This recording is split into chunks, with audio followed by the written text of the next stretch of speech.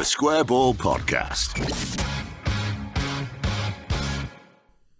Hello and welcome to the show. It's brought to you with Levi Solicitors. 10% off your legal fees at levisolicitors.co.uk/the Square Ball. Dan, Michael, Moscow with you on the weekly show. No match preview this week with it being International Week, so let's just do the heroes and villains part of it and start with the Ken Bates Villain of the Week Awards nominations, please. From the feedback that we received from our TSB Plus subscribers, VAR, the obvious candidate. Yeah, Moscow's West Stand friend Ralph asking simply, what is the point of it? Sick of it not being used for some teams, then used to aid others.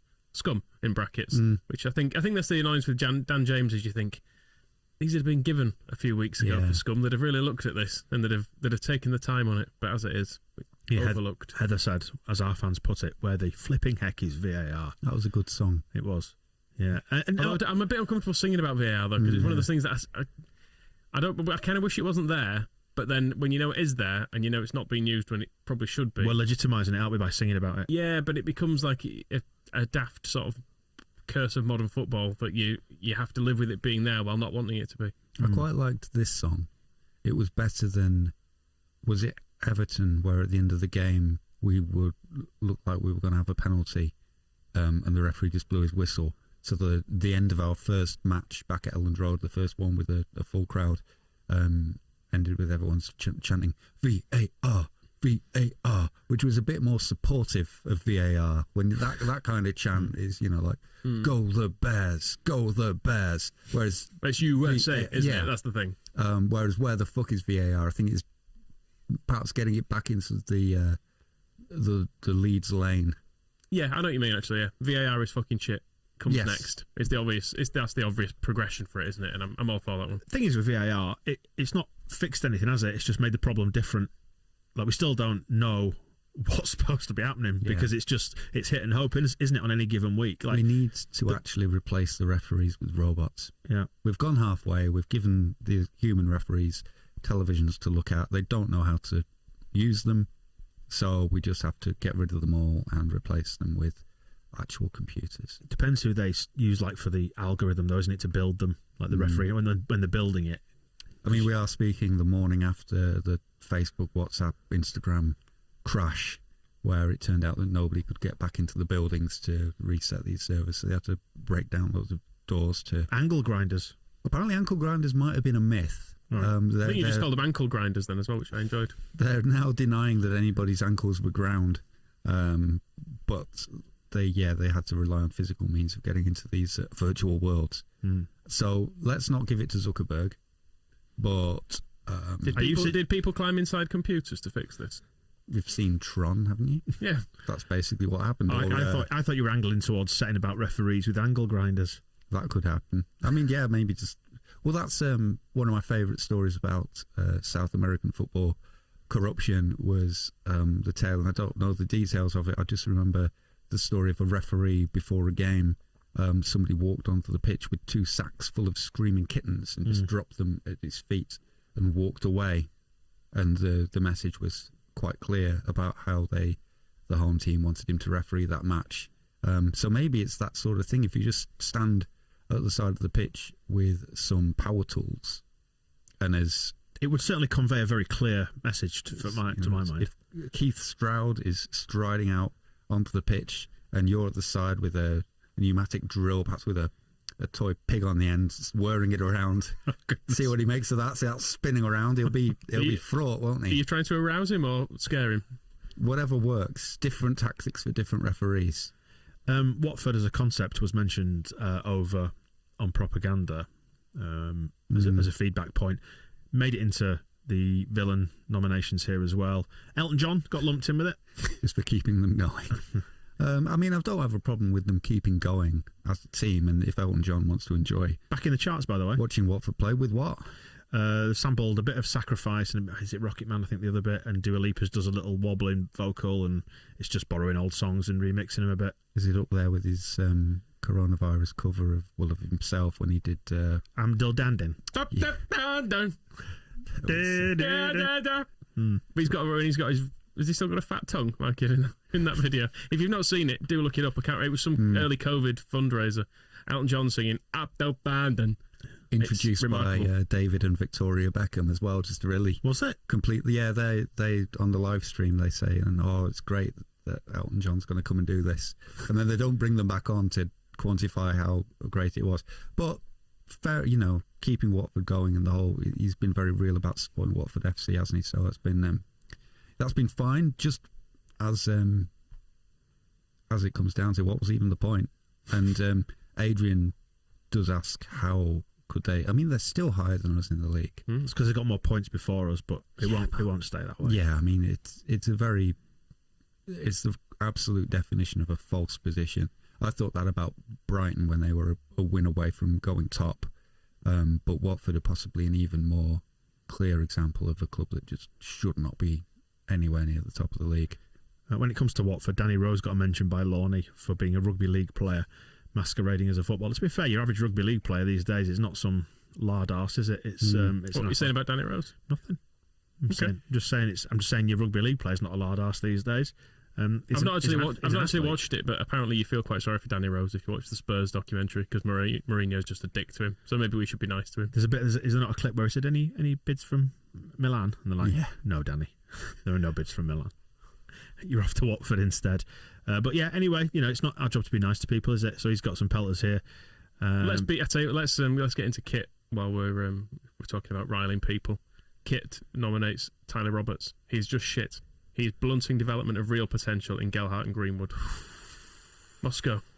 Off you go. Mind you, we haven't got that long, have we, so? Well, he's not. Okie doke. There we go, moving on. While we're slagging off our own, Pete's having a go at people who are slagging off Cooper, so he's defending him. Yeah, he makes mistakes, but more often than not, he's making crunching tackles and saving the day. The thing is, he was good at the weekend. He was good. He was good against West Ham as well. He just has got the Cooperish things about him. He's got Cooperisms in him, hasn't he? Yeah. And you take that as a whole, don't you? You can't have... It's the rough with the smooth, You can't have just the good Liam Cooper. For better or for worse, richer or poorer. Exactly. If you don't like him at his worst, you don't deserve him at his best. I think Diego Llorente gets... I know it's a lazy thing to say, the old free pass thing. I celebrate, love, adore and enjoy Llorente's eccentricities. 2 minutes in, he's doing an overhead kick. Amazing. And people like that. If Liam Cooper tried doing an overhead kick after 2 minutes, I think it would be criticised. And even that pass in the first half when Firpo did a brilliant tackle on their player and gave it to Llorente and he just gave it straight to their striker. Cooper does that and it doesn't go down well. Llorente does that. Funny old Diego.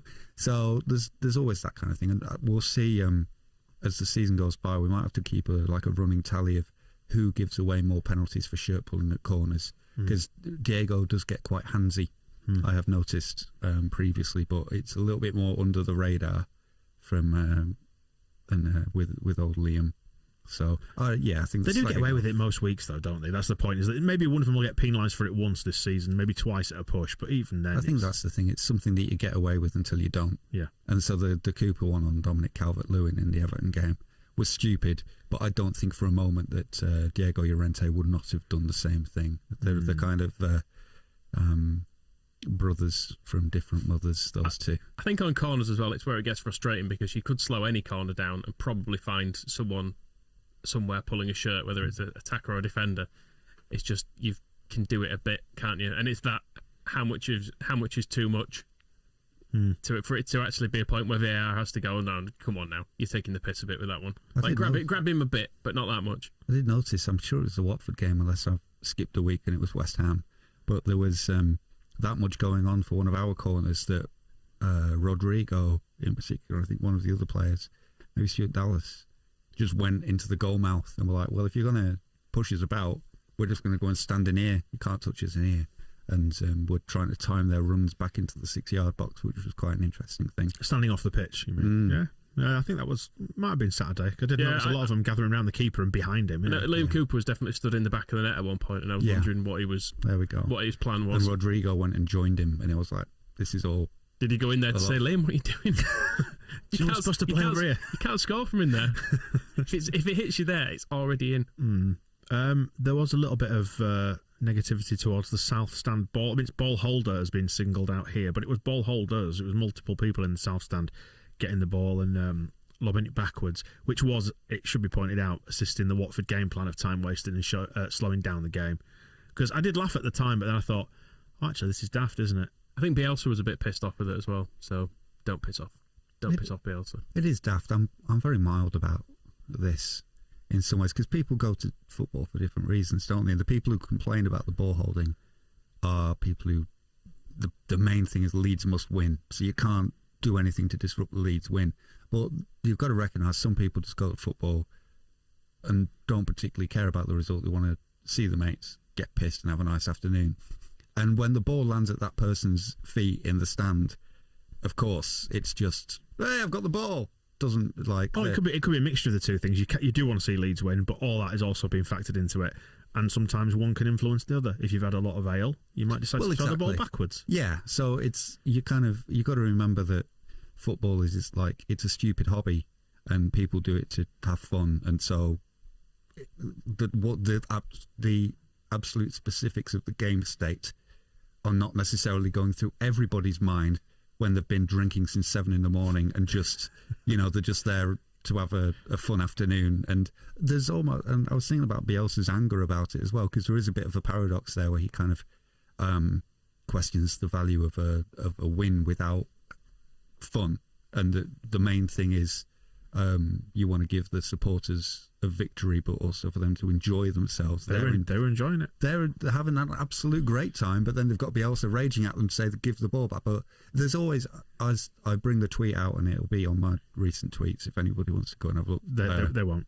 1965, the scratching said, shed. The South Stand as was, holding onto the ball.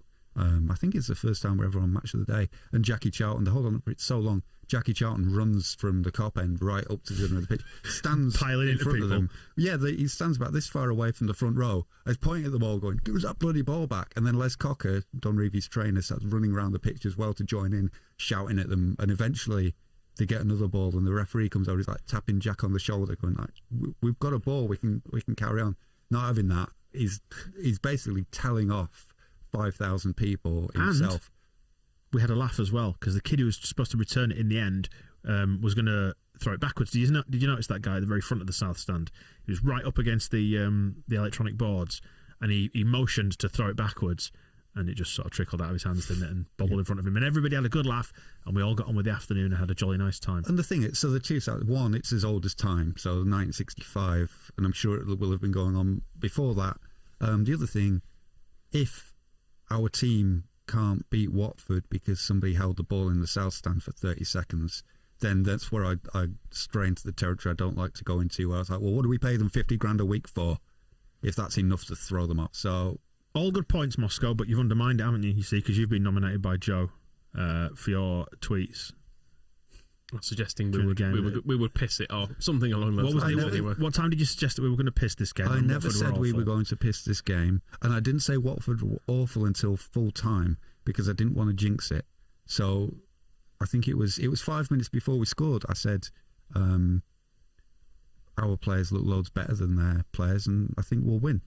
And I don't think that's a controversial thing to say, and it turned out to be correct. Joe suggested you were inviting that Meslier mistake. It's your fault. I mean, are you prepared to take responsibility for that? No, because the responsibility for the Meslier mistake lies with the brute that kicked him in the shoulder just before that happened. And I think if he'd not been kicked in the shoulder and he'd had the spray on it, so I don't know if his shoulder at that point was still numb, and that's why he couldn't catch the ball. That's what happened. Nothing to do with, oh no, Moscow has tweeted, I cannot catch a ball now. It's not how it works. We've not mentioned just how much he did get away with that one, Meslier, because all the thing about who was pulling who with Liam Cooper, and if Meslier just catches it and holds on to it, then it's not as much of an issue. But then if he's not been kicked in the arm, but that wasn't a foul. No, but it hurt. I think he was down for a long time, and the close-ups that I could observe on my petit. Imagine Bailey Peacock Farrell has made that mistake. Petit television. That's it. I mean, Bailey Peacock Farrell's not catching the ball in the first place, so is he? He looked in a lot of pain, and there was a lot of concern about whether he was going to be able to continue. We had Klaassen was warming up again for the second game in a row. And then the first thing that comes in, there was when I watched the game back, I had the commentary from somewhere, I can't remember where, and they were saying they were criticising Meslier for not making more of the injury and saying, he should have tried to slow the game down there and make a bit more of that so that he wasn't straight into having to catch the ball from a corner. I think what they want him to actually do about it, should he have booted the ball into the south stand and said, can you hold on to that for a while so they can't take a corner while I let my shoulder recover? There's not a lot a goalkeeper can do in that situation if his shoulder's all hurty and somebody boots the ball into the box. He did his best and it was fine. And he was not affected or influenced by me sending a tweet or 10. The doubters have got mentioned by Steve. People who doubted that we'd stay up, including himself. So he's a bit of self-loathing there from Steve. I think we've all had moments of weakness, haven't we? At the start of the season, where we've maybe just had, even if just for a moment, you've thought, I don't know where this ends. Well, there was somebody like in the I can't remember if it was YouTube comments or a tweet or something in response to one of us posting one of the videos saying, there'll be no talk about threadbare squad and lack of midfield today, will there? And I was thinking, no, because we've won and it hasn't cost us, but it has cost us, I think, at times in the early part of the season, and I still think we're light in midfield. Speaking of cost us, there's been a complaint about the new coffee place in the East Stand. That's good, isn't it? That's seamless. I'd rather be in your shoes comparing La Bottega Milanese to Costa, especially when they used to have miniature beef, because Costa opened up next door to Bottega and Bond Court in Leeds, and Bottega saw them off. Well, outlasted them. They tried to muscle it. They took on Big Coffee and won. Well, Big Coffee tried to take on Little Coffee, yeah, and went scuttling away again, closed down while Bottega is still there and still going strong, and now in the East Stand, but not doing a coffee and cake deal. I mean, this is Paul. I think Paul must be a Fulham fan or something who's coming to Leeds games complaining about the lack of a coffee and cake deal. I don't come to Ellen Road for cake, do you? Although maybe it's good cake. Maybe it's good cake. I've not tried it. Moscow knows about this. If you were offered some cake, I'd probably eat it. Yeah, so. But I'm saying it's not crucial to my visit for the enjoyment of my visit. It might add to it, but it's not like baseline enjoyment requirements. I don't think is cake, but I'm sure it's great cake. Let's get back to calling out real villains like Jamie Shackleton. Yeah. Gaz nominated him for bringing a premature end to Ayling's career and setting Drama's route to the first team back another 3 years. Just fair. Just fair. What's he doing? Imagine maybe he progresses from here into midfield so he can end Stuart Dallas's career. While we're having a go at our own, Andy wants to nominate Click. Says every game he tries a clever back heel and every game it never comes off. Yeah, don't try anything. Don't take any risks anymore. Andy says no. Christ, honestly, what do you people want? Crossbar gets a nomination as well. Fair. For denying Roberts his goal, which, to be honest, I'm glad Roberts didn't score that, because it'd be something Moscow would always talk about. Yeah. Whereas as it is, he can shut the fuck up. Anthony makes a very valid point about the international football break disrupting things. Yeah, fair point. And we've got no interest in England. Why are there so many of them? The season's not even got going. It feels like this is about the 8th one we've had. It just spread them out a bit at least. They've crammed them all in because of COVID. They're trying to catch up with the international calendar. At least, although Brazil are playing 3 times in this break, in Europe it's only 2 fixtures this time, so we don't have to get to England have their thrilling matches, is it? I know the second game is Andorra again. It's Hungary and Andorra are the 2 games we've got, which are... I mean, Andorra, what a challenge. What's the point? Honestly. I mean, even Pat Bamford could score anyway. An injured Pat Bamford... Oh, no, he couldn't. Is that everyone then? Anybody else you want to nominate or pick out from the list of nominations we've got? Well, you're skirting around Michael's nomination from Wisconsin Todd, which is... But it involves the death of a raccoon. It feels like a very, very niche complaint that's not necessarily one that's going to be relatable for the vast majority of people who are listening. Well, yeah, well, there's relatable, but there's also taking people into a world that they can't imagine, because of the extra ball quiz, visual quiz it was. Yeah, it was too visual, and Todd tried listening to it on a car journey and claims that's why he struck a raccoon with his car. I think that was a vengeance killing. Are you trying to put that death on my conscience now? Yep. Well, that's what he's saying. Would I have hit the unlucky animal anyway? Probably. It suicidally ran into the road like an idiot.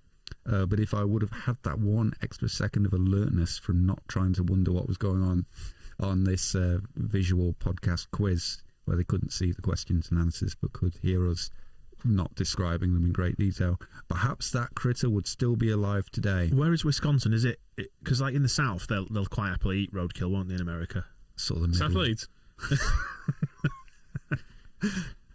So anyway, scraping up raccoons from the streets around the John Charles Centre for Sport. I did nearly run over Frying 'em up. a squirrel on the M621 a while ago. It went straight underneath my car, and I thought I might have hit it, but I could see it. Did it go through the wheels? It carried on its way. Oh, good. It made it. So, although they put up a massive fence at the far side now, so I don't know where it went. But I hope it has a happy life. it's the Midwest. It's Wisconsin, bordered by Minnesota. It's the lakes around there and all that sort of stuff. The Minnesota Twins are in the adjacent states as well. Our old Thieves? song thieving Thieves. lads, and one less raccoon thanks to Michael. Right, go on then. Who's your Monster. your villain of the week? VAR seems like the popular topic. The rest of them seems to be a combination of our players and or us. I don't feel like I want to nominate our players when they've delivered the first win of the week. Yeah, For season, sorry. and certainly, VAR is the one. Yeah, fine. VAR gets it because it is bollocks, isn't it? Yeah, it's a very fine line between VAR and Jamie Shackleton. So, and the we'll thing give is, it the refs. the complaints are multiple as well. Let's not avoid that fact. Like sometimes it's picking out Dan James. Does it even work at Ellen Road? What's the point of it?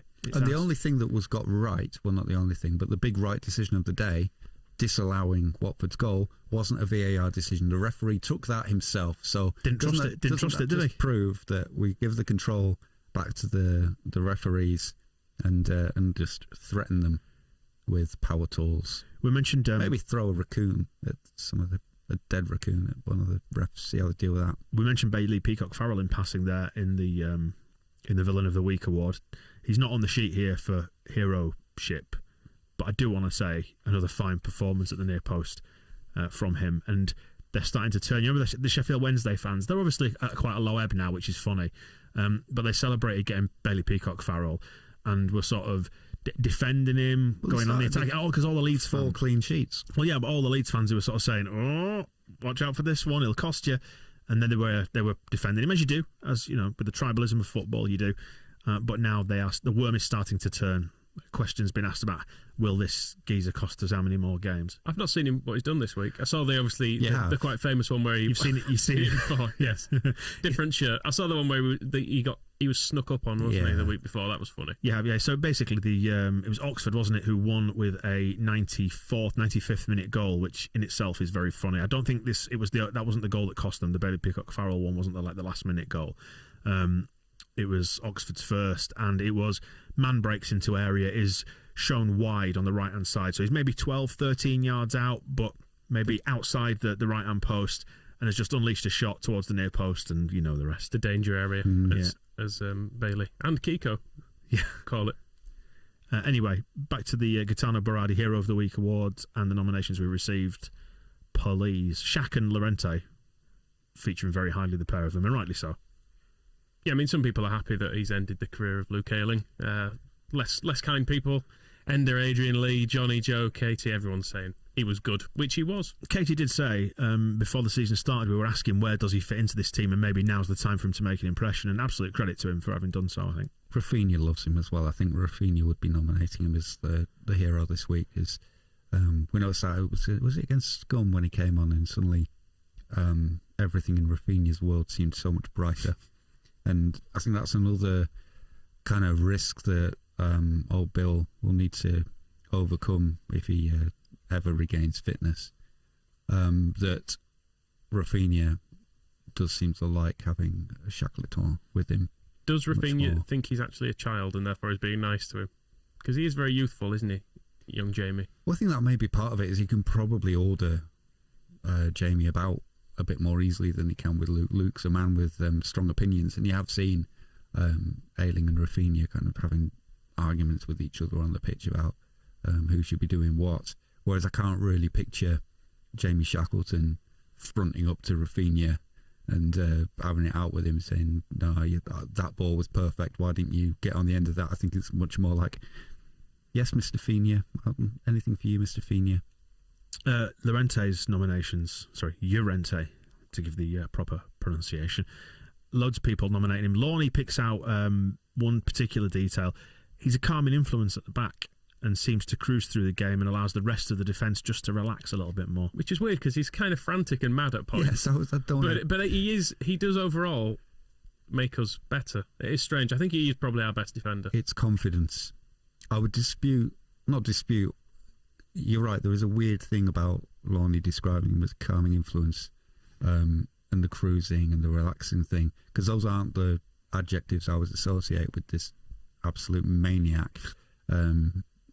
But it's confidence. Everything he does is, and even down to the goal. If you compare the way he finished that with some of the finishing from the other players during the rest of the game, where it's all kind of, can I place it exactly here? Can I have this shot? Can I square it here? No, he just sees a loose ball and bangs it in. And if it's at our end of the pitch, if there's a loose ball, he'll just bang it away. And if there's a Watford player, he'll pass it straight to them. But he does everything with real conviction, and that's why sometimes the things he does are quite mad. But then the net benefit is not only his defending, there's the passing into midfield as well is just done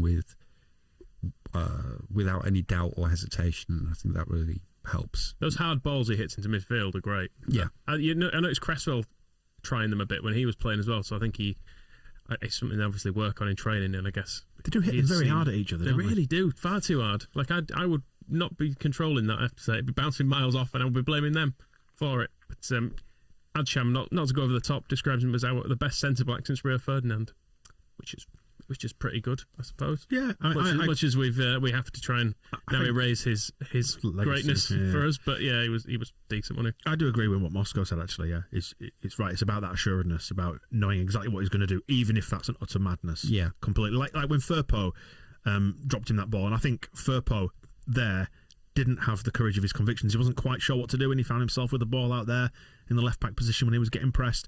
So I'll just give it to you, and then you can hopefully solve this problem. And he didn't. And he didn't. No, he didn't. But he knew what he wanted to do, and that was the important thing, even if it put us in mortal danger. And that's where, we're not contradicting Lawney. It's kind of having somebody that confident around does make it easier for the other players to go, Diego will know what to do with this. There are a couple of nominations for Liam Cooper as well, which is good because he's in the hero bit. So that these people praising him, but they're praising him in the way that Liam Cooper is praised, where Joe says, as much as I worry about him doing Cooper, he's been very good the last couple of days. Yeah. Heather says, Cooper, I've not rated him, but he's having a good few games. But I do feel a bit sorry for him, because that's the thing with Cooper. It's always like, he was good today, wasn't he, for Liam Cooper? I thought he didn't do anything. He didn't do anything Liam Cooperish, and that's good. Yeah, we had a nomination for Dallas from Philip Bamford. A nomination despite not playing.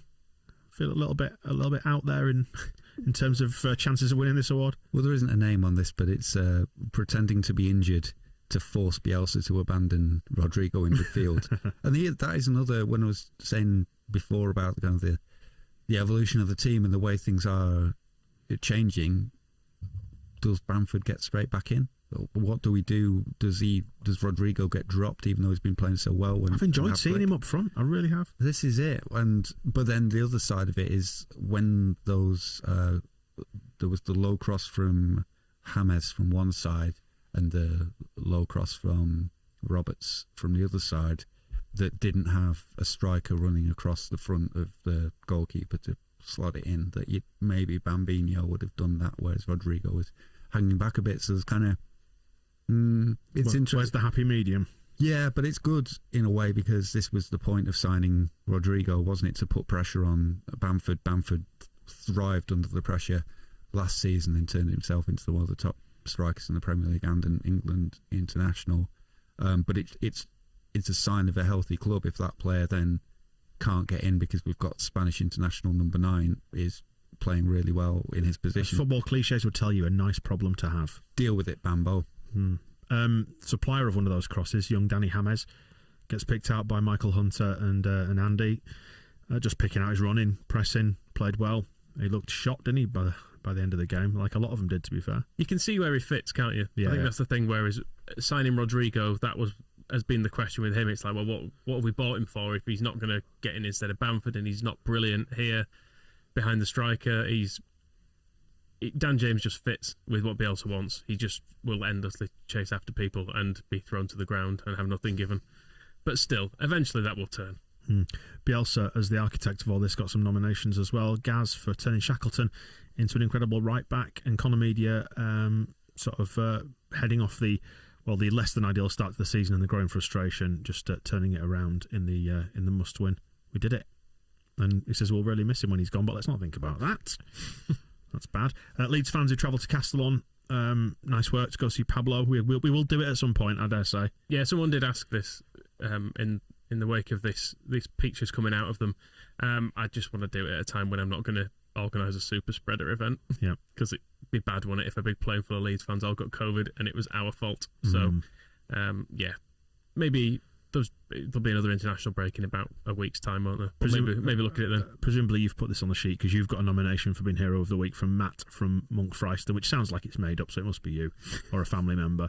Apparently your newly translated coaching manual, Patadas Fuertes, clearly inspired Llorente to stick it in the net. Does that not mean fiery potatoes? I was thinking it sounds like chips, but that's what I say. That's my nickname for Llorente, is Mr. Fiery Potatoes. Patadas Fuertes.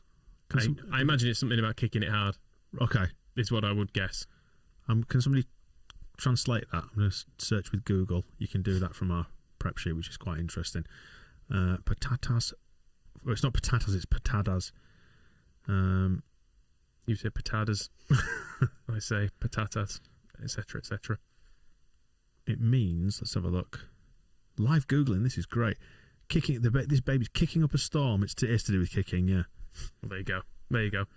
And one final nomination, if we're going on people who are here. Moscow and Tyler Roberts. The perfect partnership. Wearing your Tyler Roberts pyjamas. Is that of everybody? And is it Llorente? Yes and yes. Yeah, sheer weight of nominations gives it to Llorente, I think. Why then? Tell me why. Philip sums him up quite well. Llorente is 90% a class act, 10% a heart attack, but we wouldn't have it any other way. Yeah. That's my man. Yeah, fair shout that. Yeah, he's had a good week, hasn't he? It's nice to see him come back and recover from that slightly holding your breath moment towards the end of the game. That was a little bit nervy. He was just making things interesting, wasn't he? Well, that's it. Rolling around on his back, screaming, holding his ankle. And there we go then. That wraps up the heroes and villains for this week then. Diego Llorente, congratulations on a fine week. Do it again next week and for the next, several months? We'll all be fine. Yep. We'll all be fine. Right, well, we'll return after the international break with another weekly show and the preview for Southampton. When we go down there, maybe we could go down, stop at Peppa Pig World on the way down. Do you fancy that? Just go there and come back. Fine. Right, we'll catch you in a bit. See you soon.